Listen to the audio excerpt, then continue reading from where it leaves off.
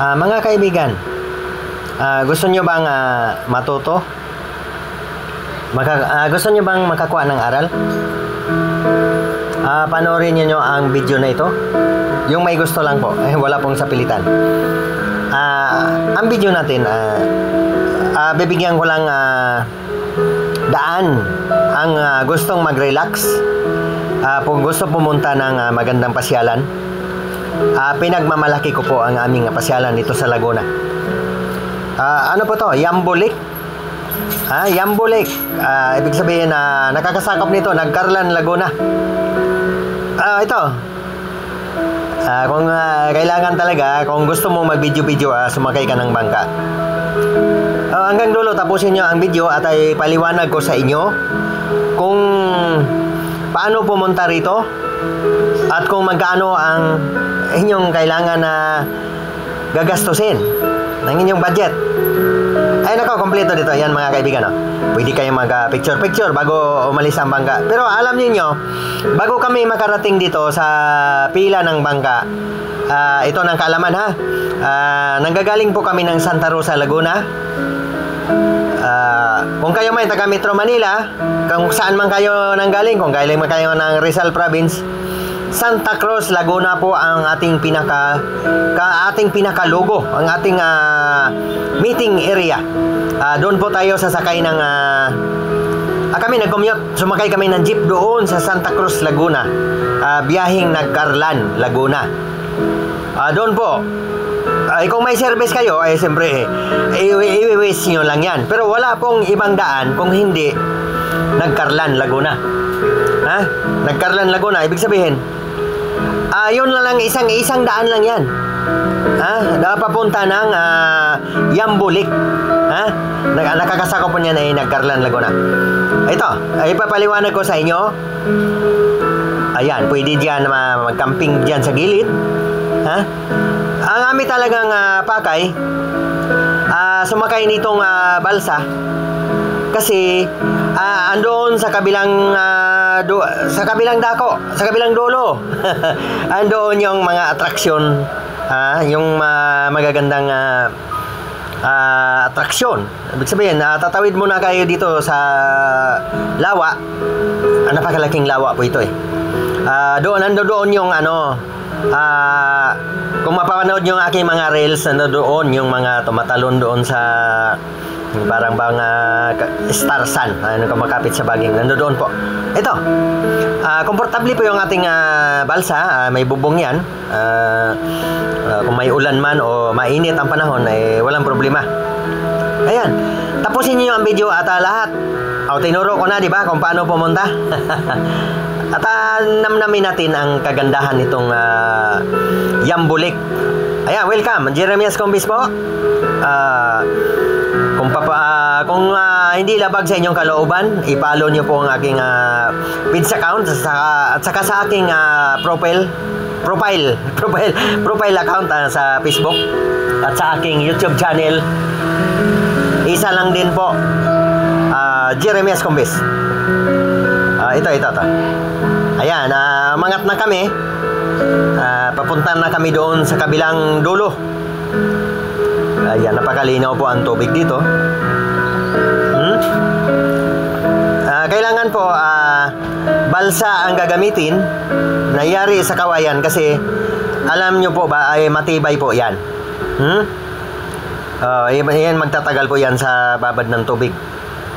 Kasi kung bangka, alam niyo kung bangka ang gamitin natin, hindi po tayo, ibig sabihin na hindi tayo komportable. Ito, hindi yan basta-basta matutumba. Balsa yan di ba? Ayan, may tali yan. Anong ibig sabihin ng tali? Ibig sabihin, kaysa magsagwan ka, Biro kung magsagwan ka, lapad-lapad ng balsa na yan. Kailangan po, tali po yan. Nakakonekta na po yan doon sa kabilang dulo. Yung pupuntahan natin. Ayan. Ihilahin mo lang yan, Yan po, yan. Lubid yan na matibay. Lagi pong may maintenance dito. Kasi alam ninyo, inaalagaan po ito ng dalawang probinsya. Napakalaki po itong lawa. Ibig sabihin na nangangalaga nito ay dalawang hindi dalawang probinsya, dalawang municipality. Ibig sabihin, ayon sa aking pagtatanong doon sa aming namamahala dito sa Balsa, maghahati po ito ang San Pablo City at saka Nagcarlan. Pero parehong Laguna po yan. Ayun po ang ibig sabihin. Kung ano man ang usapan dito, sila po ang maghahati sa kung ano-ano man po ang magiging income. I choose 99.9%. Pasensya na, teka lang ha.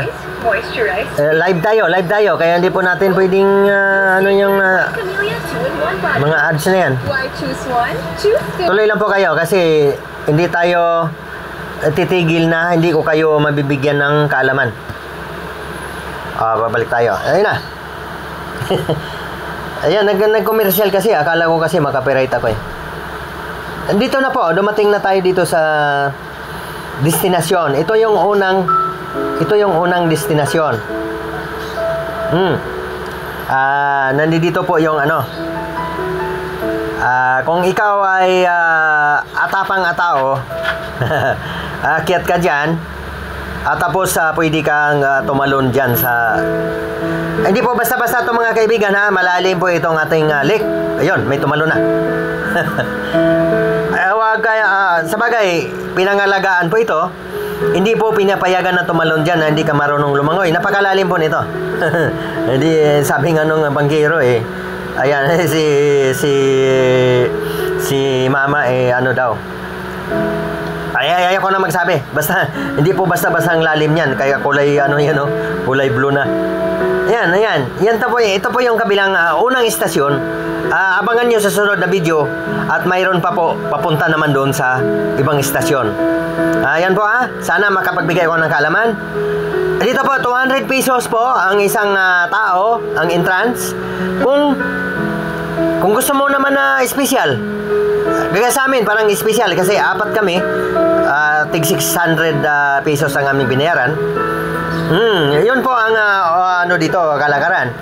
Kung gusto mo magtipid-tipid ka, magantay ka ng maabot yung capacity ng bangka hanggang 8 tao yata o pataas.